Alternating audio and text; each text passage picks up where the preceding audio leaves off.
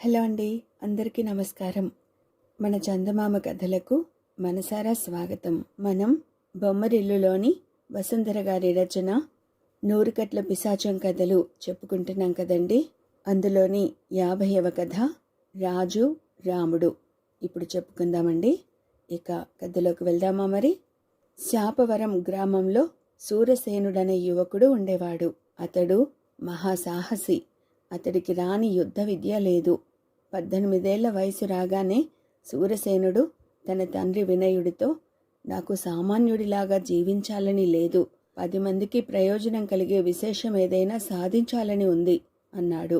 వినయుడు కూడా అందుకు ఎంతో సంతోషించి, నీ బుద్ధి సరైన మార్గంలో ఉంది. 10 మంది కోసం బ్రతకడంలోనే మనిషి సంతోషం ఉంది. నువ్వు పుట్టి పెరిగిన ఈ ఊళ్ళో కటిక దరిద్రులే ఎక్కువ మంది, భాగ్యవంతులు బహు కొద్ది మంది.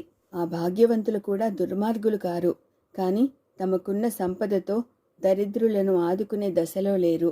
మన ఊరు శాపగ్రస్తమైనదని అంతా అంటారు. ఇక్కడికి చేరాలంటే దుర్గమారణ్యం దాటాలి, కొండ మార్గాలు పట్టాలి. అందుకే దేశాన్ని ఏలే మహారాజు కూడా మన గురించి పట్టించుకోవడం లేదు. అందుబాటులో ఉన్నది సంపాదించుకుని తిని బ్రతకడం తప్ప మన గ్రామస్తుల్లో బయటి ప్రపంచం చూసిన వారు తక్కువ. కాబట్టి నువ్వు కష్టపడి ప్రయాణం చేసి రాజధానికి చేరుకుని మహారాజును కలుసుకుని మన గ్రామం గురించి విన్నవించు. ఆ తర్వాత ఆయనే మనల్ని కాపాడుతాడు. నీ పేరు చెప్పుకుని గ్రామస్తులు అందరూ సుఖపడతారు అని చెప్పాడు. ఆ దేశాన్ని ఏలే మహారాజు సింహబలుడు. ఆయన దయాశీలుడని చెప్పుకుంటారు. ఆయన పాలనలో నెలకి 3 వానలు కురుస్తాయని, ప్రజలకు ఆకలి అన్నది తెలియదని వాడుక. తమ గ్రామం సంగతి రాజుకు తెలిస్తే అక్కడి పరిస్థితులు చక్కబడతాయని శాపవరం గ్రామస్తులు నమ్ముతున్నారు. అయితే ఎవరూ పల్లె దాటి వెళ్ళి రాజును కలుసుకునే సాహసం చేయలేదు. సూరసేనుడు గ్రామస్తులందరినీ కలుసుకుని తనకున్న అభిప్రాయం చెప్పాడు. ఆ గ్రామంలో విశ్లేషణుడనే వృద్ధుడొకడున్నాడు. అంతా అతడి మాట గౌరవిస్తారు. అతడు సూరసేనుడితో, శాపగ్రస్తమైనది కాబట్టే మన ఊరికి శాపవరమన్న పేరు వచ్చింది. ఆ శాపం పోయే వరకు మనమిలా కష్టపడక తప్పదు. మన గ్రామంలో సహజ సంపద ఉన్నది. అది మన మధ్యనే ఉండిపోవడం వల్ల నిరర్ధకమైపోతోంది.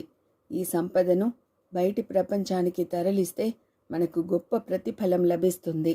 కానీ ఈ సంపదను బయటి ప్రపంచానికి చేరవేసేది ఎలా?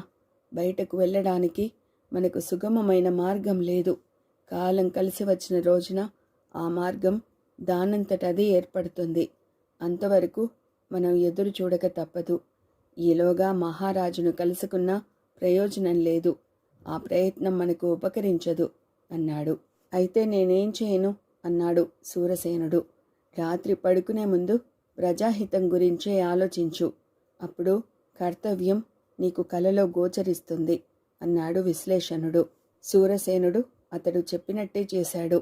ఆ రాత్రి అతడికి శ్రీరామచంద్రుడు కలలో కనపడి, శాపవరానికి పశ్చిమ దిశలో ఒక పురాతన ఆలయం ఉంది. అందులో నా విగ్రహం ఉంది. 200 సంవత్సరాల క్రితం మీ శాపవరం గ్రామస్తుడు నా పట్ల అపచారం చేశాడు.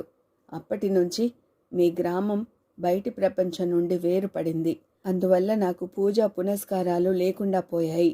నువ్వు నా ఆలయాన్ని కనుగొని పునరుద్ధరించు. నా గురించి ప్రచారం చేయి. నన్ను సేవించుకునే వారికి ఏ విధమైన కష్టాలు ఉండవు. కాబట్టి నీకు నీ గ్రామస్తులకు శుభం జరుగుతుంది అన్నాడు. మెలకువ రాగానే సూరసేనుడు ఈ కలను తలుచుకుని ఆశ్చర్యపడ్డాడు. తర్వాత కల గురించి తండ్రికి చెప్పాడు. ఆయన కొడుకు వంక తిరస్కారంగా చూసి, మన ఊరికి పశ్చిమ దిశలో రామాలయం ఉన్నదని, దానొక రాక్షసుడు కాపలా కాస్తుంటాడని అంతా చెప్పుకుంటారు. నీకు అది తెలుసు కాబట్టి నీకలాంటి కల వచ్చింది. దేవుడి గురించి ప్రచారం చేయడం వల్ల, దేవుడికి పూజలు చేయడం వల్ల మనుషుల కష్టాలు తీరవు. మనిషి స్వయం కృషితో కష్టపడి సాధించినదే అనుభవించాలి. తీరిక ఉన్నప్పుడు మనసు వక్ర మార్గాన పడిపోకుండా ఆపడానికే దైవ పూజ చేయాలి అని హితవు చెప్పాడు. ఏమో, ఏ పుట్టలో ఏ పాముందో, నాకీ కల ఎందుకొచ్చిందో, పశ్చిమ దిశగా వెళ్ళి రామాలయాన్ని కనుగొని వస్తాను అన్నాడు సూరసేనుడు.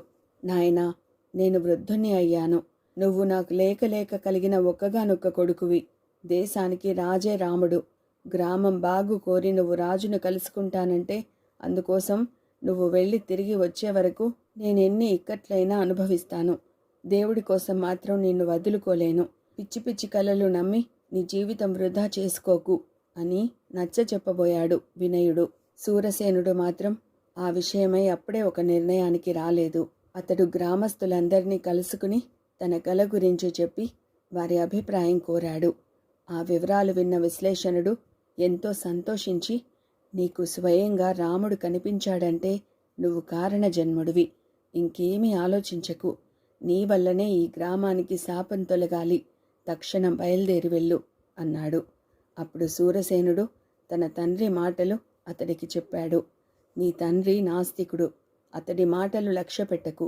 నువ్వు రామాలయం అన్వేషణకు బయలుదేరితే నువ్వు తిరిగి వచ్చే వరకు ఏ కష్టమూ రాకుండా నీ తండ్రిని పోషించే బాధ్యత మాది. అలా కాదని నువ్వు రాజధానికి బయలుదేరావా, నువ్వు తిరిగొస్తావో లేదో గాని నీ తండ్రి గురించి మేమెవరం పట్టించుకోం.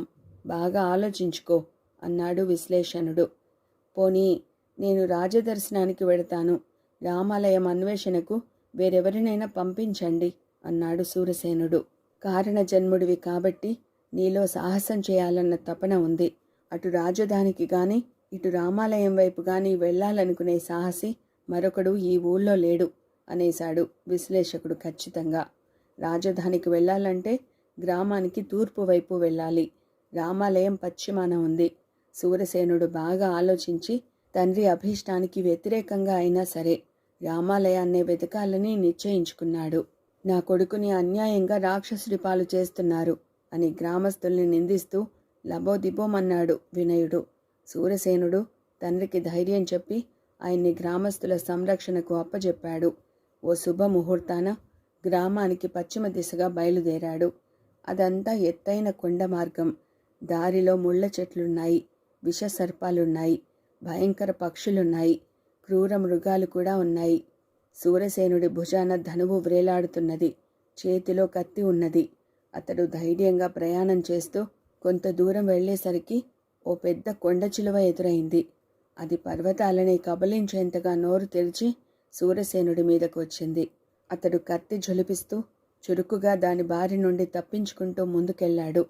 కాని కొండ చిలువ అతన్ని వదిలిపెట్టకుండా తరుముతూనే ఉంది. దాన్ని చంపడం తన వల్ల కాదని సూరసేనుడికి తెలుసు. అందుకని అతడు సర్వశక్తులు క్రోడీకరించి దానికంటే వేగంగా పారిపోయి కొంత దూరం వెళ్ళాడు. అప్పుడు వెనక్కి తిరిగి ధనువు సంధించి ఒకేసారి 2 బాణాలు దానిమీదకు వదిలాడు. అవి గురి తప్పకుండా వెళ్ళి కొండ చిలువ 2 కళ్ళను పొడిచేశాయి. కొండ చిలువ బాధతో గిలగిలా తన్నుకుంటూ అక్కడే ఆగిపోయింది. సూరసేనుడు జాప్యం చేయకుండా శరవేగంతో ముందుకు సాగిపోయాడు.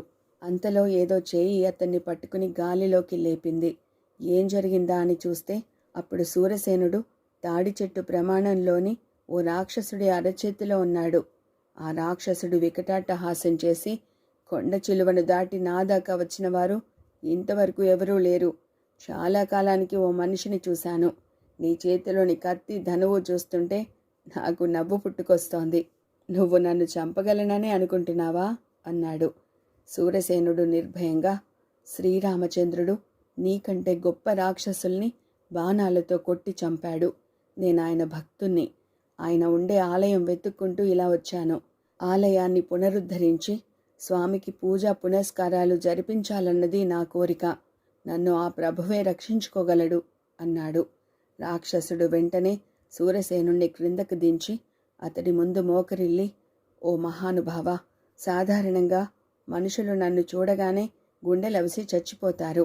నీ ధైర్య సాహసాలు అపూర్వం. నేను రాక్షసున్నే, కానీ విభీషణుడి సంతతివాణ్ణి. ఇక్కడ రామాలయంలో పూజా పునస్కారాలు లేవని తెలిసి మా రాక్షస రాజు నన్నిక్కడకు పంపాడు. శ్రీరాముణ్ణి సేవించుకోమని ఆయన ఆనతి. ఈ ఆలయం మహామహిమాన్వితమైనది. ఇందులో కొలువై ఉన్న శ్రీరాముడు భక్త సులభుడు. తనను దర్శించిన వారు ఏమి అడిగినా ఇస్తాడు. ఇప్పుడు నీవు వచ్చావు కాబట్టి నేనిక తిరిగి మా రాక్షస రాజ్యానికి వెళ్ళిపోతాను అంటూ దగ్గరలోనే ఉన్న రామాలయాన్ని సూరసేనుడికి చూపించాడు. తర్వాత రాక్షసుడు సూరసేనుడికి ఒక తివాచి ఇచ్చి, ఇది మాయా తివాచి, నీవు దీనిపై కూర్చుని రాజును తలుచుకో, మనోవేగంతో వెళ్ళి రాజు ముందుంటావు. అప్పుడు రాజుకి ఈ ఆలయం గురించి చెప్పు, ఆయన్ని ఈ తివాచి సాయంతో ఇక్కడికి తీసుకురా, ఆ తర్వాత ఈ తివాచి తన మహిమ కోల్పోతుంది అని మాయమైపోయాడు. సూరసేనుడు జాప్యం చేయలేదు. వెంటనే రాక్షసుడు చెప్పినట్లే చేశాడు. తివాచి అతన్ని నిండు కొలువులో ఉన్న రాజు ముందుకు చేర్చింది. సింహబలుడికి సూరసేనుడు జరిగినదంతా వివరంగా చెప్పాడు. అతడి మాటలు విన్న సింహబలుడు ఆ పురాతన ఆలయాన్ని చూడ్డానికి చాలా ఆత్రపడ్డాడు. ఆయన మంత్రితో, మీరు కొంత సైన్యాన్ని వెంటబెట్టుకుని శాపవరం గ్రామం చేరుకోండి. ఈలోగా నేను సూరసేనుడు ఆలయంలోని శ్రీరాముణ్ణి దర్శించి అక్కడి నుంచి శాపవరం చేరుకుంటాం అని చెప్పాడు. మాయా తివాచి సూరసేనుణ్ణి, సింహబలుణ్ణి పురాతన ఆలయానికి చేర్చింది. ఆలయ శిల్ప నిర్మాణాన్ని, అక్కడి ప్రశాంత వాతావరణాన్ని చూసి సింహబలుడు ఎంతో ఆశ్చర్యపడ్డాడు. సూరసేన, దీన్ని ఎవరో దేవశిల్పులు చెక్కి ఉండాలి అన్నాడాయన. తర్వాత వారిద్దరూ ఆలయం గర్భగుడిలోకి వెళ్ళి కళాకాంతులతో, దివ్యమైన తేజస్సుతో ఉన్న రాముడి విగ్రహాన్ని చూసి నివ్వెరపోయారు. దానికి అలంకరించిన నగలు, వజ్రాలు, మణులు విలువ కడితే ఒక సామ్రాజ్యాన్ని కొనగలవిగా ఉన్నాయి. ఇది సామాన్యమైన ఆలయం కాదు అన్నాడు సింహబలుడు పట్టరాని సంతోషంతో. ఆ తర్వాత వారిద్దరూ ఎంతో కష్టపడి ప్రయాణం చేసి శాపవరం చేరుకున్నారు. దారిలో వారికి గుడ్డిదైన కొండ చిలువ కనపడలేదు. రాజు ఒక రోజంతా శాపవరంలో ఉండి అక్కడి ప్రజల కష్ట సుఖాలు తెలుసుకున్నాడు. మరునాటికి రాజధాని నుంచి మంత్రి, సైనికులు శాపవరం చేరుకున్నారు. వారందరూ వెళ్ళి ఆలయంలోని శ్రీరాముణ్ణి దర్శించి వచ్చారు. ఆ తర్వాత రాజధాని నుంచి శాపవరం మీదుగా రామాలయానికి చక్కటి దారి ఏర్పడింది. ఎక్కడెక్కడి నుంచో వచ్చే భక్తులతో శాపవరం గ్రామం ఎంతో అభివృద్ధి చెందింది. ఇప్పుడు ఆ ఊళ్ళో పేదవారే లేరు. సూరసేనుడి తండ్రి వినయుడు కొడుకుని మెచ్చుకుని, అప్పుడు నా మాట కాదన్నావని నొచ్చుకున్నాను, కానీ ఇప్పుడు నువ్వు చేసిందే మంచి పని అనిపిస్తోంది. అయితే ఎప్పుడూ నా మాట కాదనని వాడివి, ఈ విషయం వచ్చేసరికి మొదటిసారిగా నా మాట ఎందుకు కాదన్నావు? గ్రామస్తులు నన్ను పోషిస్తారని ఆశపడ్డావా అని అడిగాడు. నాకలాంటి ఆశ లేదు, కానీ ప్రజలు రాజు కంటే ఎక్కువగా దేవుణ్ణి నమ్ముకున్నారు. ఆ దేవుడి కోసం వారు కటిక దరిద్రంలో ఉండి కూడా నిన్ను పోషిస్తామని నాకు మాటిచ్చారు. ప్రజలు అంతగా విశ్వసించే ఆ దేవుడిలో ఏదో విశేషం ఉండి ఉంటుందని నాకనిపించింది. అది నిజమని రుజువైంది అన్నాడు సూరసేనుడు. వినయశీలుడు ఈ కథ పూర్తి చేయగానే దేవుడి పేరు చెప్పి దుర్గమ మార్గాలు సుగమమవుతాయి. ఎందరో సామాన్యులకు బ్రతుకు తెరువులు ఏర్పడతాయి. అలాంటి సందర్భంలో రాజు అయినవాడు ప్రజల నమ్మకానికి విలువనివ్వాలి. ఆ నమ్మకాన్ని ప్రజాక్షేమానికి ఉపయోగించడం నేర్చుకోవాలి. నేను వినోదం పేరిట అమాయకుల్ని బాధించడం మానుకోవాలి. ప్రజాక్షేమానికై నా భర్తను ప్రోత్సహించాలి అనుకుంది మహారాణి. మహారాణి ఆలోచనలు ఎలా ఉన్నప్పటికీ ఆమెకి కథ బాగా నచ్చింది. ఆమె కథని మెచ్చుకోగానే వినయశీలుణ్ణి ఆవహించిన 100 కట్ల పిశాచానికి మరో కట్టు విడిపోయింది. మర్నాడు వినోద ప్రదర్శనకు ముందు యథాప్రకారం కథ వినడానికి మళ్ళీ వచ్చింది మహారాణి. వినయశీలుణ్ణి ఆవహించి ఉన్న పిశాచం మరో కథ చెప్పడం ప్రారంభించింది.